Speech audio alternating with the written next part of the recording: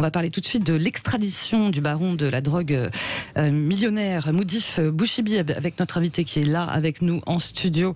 Bonjour Frédéric Ploquin. Bonjour. On rappelle que vous êtes journaliste, écrivain, spécialiste du grand banditisme et du renseignement et auteur notamment du livre Les narcos français brisent l'omerta.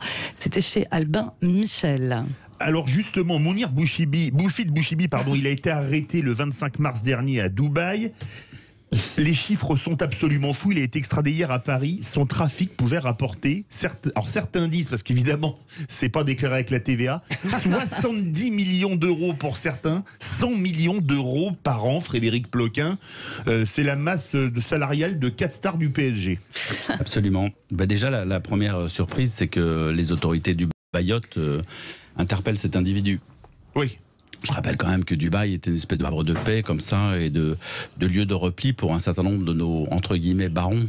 Déjà qu'on utilise ce mot est intéressant. D'ailleurs, ils ont acquis une espèce de notabilité dans leur domaine. Vu les recettes, ce serait plutôt des ducs ou des rois ou des empereurs plutôt que des barons. Hein. Absolument. Mais donc tout d'un coup, à Dubaï, ils changent de fusil d'épaule. Alors pourquoi ? Parce que peut-être que Moufid Bouchibi, qu'on appelle aussi Karim, Poto, le Parisien, le Mouf, est quelqu'un qui a causé du tort au Royaume du Maroc, puisqu'il n'y a pas très longtemps, il y a quelques années, il s'est retrouvé impliqué dans une série de règlements de compte au Maroc. Ça a dérangé le Royaume chérifien, probablement, d'une part. D'autre part, il avait un mandat d'arrêt lancé par la justice française, par la justice de Bordeaux, en l'occurrence, sur le dos.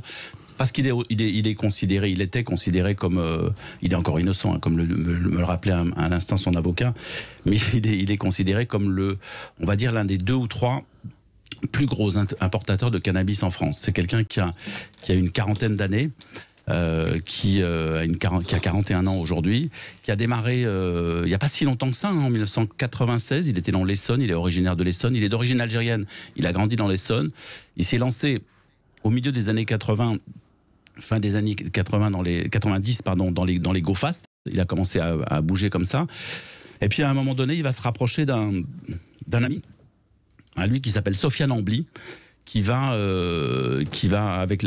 lequel il va s'associer. Ils vont devenir probablement les plus gros exportateurs de cannabis entre le Maroc et la France, brassant jusqu'à 60 tonnes par an. Qui génère de tels revenus. Mais je voudrais vous poser une 60 question. tonnes par an, juste pour dire les chiffres. En gros, les consommateurs français, les Français consomment 40 tonnes de cannabis par an. Donc 60 tonnes, ça fait quand même une partie de l'approvisionnement annuel du marché français. Donc c'est énorme. Les 2 tiers.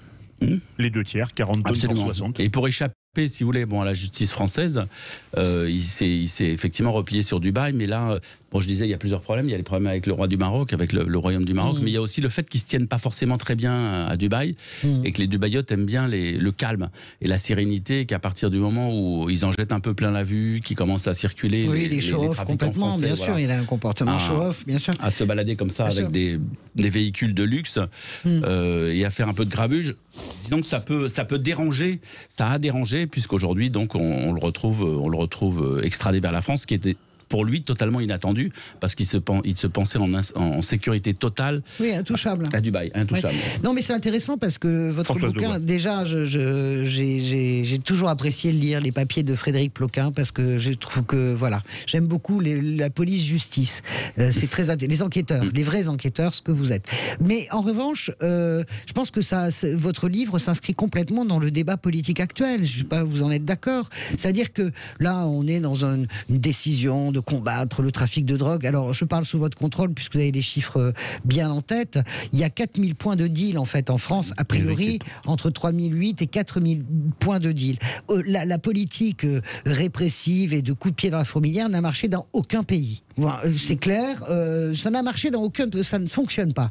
On a 1 million de consommateurs. Donc, je vous pose la question, puisque vous êtes très au fait de cela. Moi, je fais partie des gens qui pensent que il faut sortir de la prohibition et enlever le marché aux trafiquants, c'est-à-dire légaliser le cannabis. Est-ce que vous pensez que c'est une des solutions, vous, à travers toutes les enquêtes que vous avez menées sur ce domaine que vous connaissez bien, est-ce que c'est une solution efficiente ? En tout cas, derrière le cas Moufid Bouchibi, c'est vachement intéressant parce qu'on a toute la lutte contre le trafic de stupéfiants en France qui a explosé. C'est-à-dire que Moufid Bouchibi avait un... Pardon ? Bien dans le micro. Oui, Moufid Bouchibi avait un ennemi, c'était donc ce Sofiane Ambli avec lequel il s'était associé. Ils avaient démarré ensemble, puis à un moment donné, Ambli tombe et l'autre prend la place et devient le numéro 1. Qu'est-ce que fait Ambli ? Il va voir la police, il va voir l'Office central de lutte contre les stupes, et il dit « Moi, je vais bosser avec vous ». Ambli dit ça, je vais bosser avec vous et on va faire tomber Bouchibi. Donc c'est vrai, en gros, on s'aperçoit que même la lutte contre le trafic de stupéfiants, à un moment donné, est confisquée par ce duo qui veut se faire la peau. Et donc sur la question de la légalisation... mais ça montre un peu les limites. Les limites de la base. Les limites de l'exercice. Et donc à tel point qu'on va même faire disparaître l'Office des stupes et le remplacer par un autre service et tout remettre à plat et à zéro. À partir de là, la question de la légalisation... ou de la dépénalisation, c'est pas tout à fait vrai. La légalisation, elle peut se poser, mais si vous voulez, moi je crois que le banditisme français, les trafiquants sont des gens qui sont très adaptables, et que si demain on égalise, ils vont aller sur autre chose. Oui, mais qu'ils y aillent.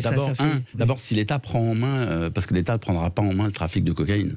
L'État peut mais demain... il est moindre, il est beaucoup moindre. Il explose en France. Oui, on est sur quoi ? 600 000 consommateurs en France de cocaïne ? Ce que je veux dire, c'est que si l'État prend en main le trafic d'herbe et de shit, qu'est-ce qui va se passer ? Les trafiquants, ils vont dire, ok, l'État, il peut vendre un shit et une herbe à tel taux de telle qualité. De bonne qualité.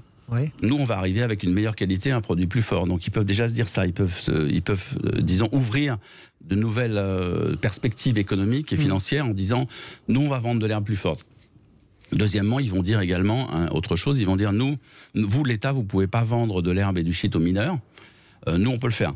Or, le marché des mineurs, le marché est considérable puisqu'on sait qu'on commence à fumer extrêmement tôt. Donc, de toute façon, même si on légalise, c'est sûr qu'on mettra peut-être un peu de beurre peut-être on bouchera, comme le disait un vieux voyou, vous allez boucher le trou de la sécurité sociale. C'est pas vrai, ça marche en Italie, ça marche en Espagne. Non, mais je finis sur l'argent de la Sécu. Non, parce que vous êtes en train de dire, en fait, ça sert à rien. Donc, non, pas du tout. C'est ce que vous dites. Non, je dis ça sert à rien. Je dis que les trafiquants sont meilleurs que ce que vous croyez. Non, mais moi, j'ai aucun problème sur la qualité des trafiquants. Non, mais ils sont bons, ils sont professionnels. Oui. Ils vont pas se laisser avoir comme ça. Mais ça va les faire rigoler, Effectivement. Non, vous dites que c'est inutile. Moi, je pense pas. Je dis pas que c'est inutile. Si, vous êtes dans le concert de tous les gens qui disent ça les fait marrer. Non, je suis journaliste, moi je suis pas politique. Donc j'enquête et je vous donne des éléments de réflexion. Je nourris votre réflexion. On peut peut-être faire intervenir Éric Revel, qui vous écoute, Frédéric Ploquin. Oui. J'écoute. Alors, j'ai pas lu le livre encore de Frédéric, mais deux remarques, si vous le permettez. D'abord, la dépénalisation ou la légalisation du cannabis. Moi, je dis attention quand même, Françoise, extraordinaire danger potentiel, parce que vous le savez, beaucoup de jeunes en consomment. Alors, je veux bien que ça fonctionne en Italie, en Espagne. Je dis simplement que beaucoup d'experts montrent les liens d'une consommation de cannabis, entre consommation de cannabis et maladie mentale forte, notamment la schizophrénie. Oui, mais l'inverse. Donc, je dis attention, parce que là, on est sur... vous voyez, on a une approche... Enfin, certains, en tout cas, c'est sans doute pas votre cas, Françoise, mais une approche un peu festive, vous voyez, de ce non, pas du tout, je déteste les joints. Extrêmement dangereux. Qu'on parle de cannabis médical, c'est des choses que je peux entendre. Maintenant, quand on met le doigt dans un tel engrenage, et notamment dans notre pays, je suis très inquiet. Et puis une remarque quand même, c'est que quand on parle de Dubaï, de dizaines de millions d'euros de revenus annuels, vous voyez, on en fait, mon cher Frédéric, à votre corps défendant, évidemment, mais on en fait des sortes de héros, des sortes de modèles presque. Et ça, c'est un danger extraordinairement fort pour nos jeunes. Alors, je passe pour un vieux ringard en disant ça, mais je préfère qu'on nous donne comme modèle Thomas Pesquet, vous voyez, qui lui aussi dans les étoiles, à ces gens qui sont entourés d'étoiles à Dubaï et de millions de dollars, Pauvre et qui, Frédéric, à mon avis, sont pas de bons exemples. Pardon. Vous êtes un affreux Jojo de mettre en lumière. Parce que mon idée n'est absolument pas là. Moi, vous m'invitez pour vous raconter qui est ce personnage. J'en fais pas un modèle. C'est pas mon modèle. Je ne suis pas fasciné par ce garçon. Simplement, il est extrêmement intéressant de constater. Regardez. Il est simplement extrêmement intéressant de constater que aujourd'hui en France, vous avez des trafiquants de stupéfiants minables au rez-de-chaussée qui tirent sur les flics, qui vous butent à la première occasion. Et à côté de ça, vous avez des gens qui sont des véritables chefs d'entreprise. Et ce Bouchibi, lui, il était à la tête d'un patrimoine. C'est pas l'admirer que de dire ça, c'est vous dire. Je crois qu'il faut qu'on prenne conscience de l'argent que génère ce trafic. Donc ce Bouchibi est à la tête aujourd'hui, au moment de son arrestation, d'un parc immobilier absolument considérable. Il a des villas à Marrakech, à Casablanca, à Rabat, des hôtels en Algérie. Il a des biens immobiliers absolument partout. Il est à la tête d'une flottille de bateaux de pêche qui lui permet de faire transiter le cannabis marocain par dizaines et centaines de tonnes depuis le Maroc jusqu'en Égypte, jusqu'au Liban, pour contourner justement les contrôles en Méditerranée, lequel cannabis ensuite revient vers l'Europe. Donc c'est juste, voilà, vous dépeindre un peu le niveau auquel on arrive aujourd'hui en France. On n'est pas là, on n'est pas au Mexique ou en Colombie, hein, on est en France où on a des personnages de ce niveau-là aujourd'hui. Comment est-ce qu'on fait pour blanchir, parce qu'on ne paye pas son shit avec une carte bleue ou un chéquier, comment est-ce qu'on fait pour blanchir 70 à 100 millions d'euros de billets par an? Mais je vais vous dire, parce qu'il y a craque fin quand on va dans les banques. Des gens ne peuvent pas amener 100 000 euros comme ça. Oui, mais en période de crise sociale comme on est aujourd'hui et de pandémie, l'argent, les espèces ont encore plus de valeur. Il y a toujours quelqu'un pour prendre vos espèces à un moment donné. Toujours quelqu'un, une banque peut-être qui va fermer les yeux, un établissement financier à Dubaï, à Hong Kong ou à Aruba, qui va compter vos billets à la cave, les yeux fermés, avec un grand sourire, et peut-être que même si vous proposez de boire un verre de champagne à la fin, ça se passera comme ça, parce que je veux dire, l'argent appelle l'argent, et vous avez toujours cette possibilité-là. Après, vous avez des milliers de possibilités de blanchir. Vous avez vraiment le blanchiment bas de gamme, vous achetez le fast-food du quartier, vous investissez dans un kebab pas très loin de chez vous, ça c'est vraiment le local. Et puis au sommet, vous avez des fiduciaires au Panama, vous avez la possibilité au Caïman, vous avez les casinos aussi qui blanchissent des véritables lessiveuses aussi. Donc c'est facile en fait, en vrai. En fait, l'argent sale devient vite gris et ensuite blanc. Et même, je vais vous dire, ils ont des moyens très traditionnels de blanchir cet argent, qui fait que l'argent ne bouge même pas. C'est-à-dire que vous allez dans une petite boutique en région parisienne avec un énorme tas de billets, un énorme sac de billets, vous confiez ça au gérant du magasin, il compte, il garde l'argent, et votre argent, au même moment, 5 minutes après, par téléphone, en direct, vous est restitué à Beyrouth, pourquoi pas en Chine, parce que les Chinois sont très, très amateurs de ce genre de choses, ou au Maroc. Donc c'est une espèce de système de compensation extrêmement artisanal qui fait que ça se voit pas. Les billets bougent même pas.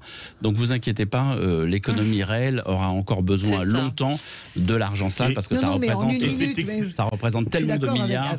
Bien sûr, en une minute, vous faites en 30 secondes. Donc vraiment, c'est terminé. J'ai vu, moi, la mutation, j'ai beaucoup travaillé sur la mafia dans une autre vie. Eh bien, j'ai vu la mutation, par exemple, de la mafia et de la Camorra et de la Ndrangheta. Ils sont passés des filles, du port, etc., à Naples, au col blanc. Et donc, on fait transiter des millions en un clic. Et tout vous ne savez pas faire ça, Philippe David? Non, ça, je ne sais pas faire. Personne, je crois. Mais moi, faites attention, je vous appelais Mafiosa. Vous pouvez. Très bonne série, excellente série, Mafiosa. Tout ça est très bien expliqué par Frédéric Ploquin dans son dernier livre, Les narcos français brisent l'omerta. C'est publié depuis février aux éditions Albin Michel. Merci Frédéric. Merci à vous. Merci Frédéric. Bonne journée à vous.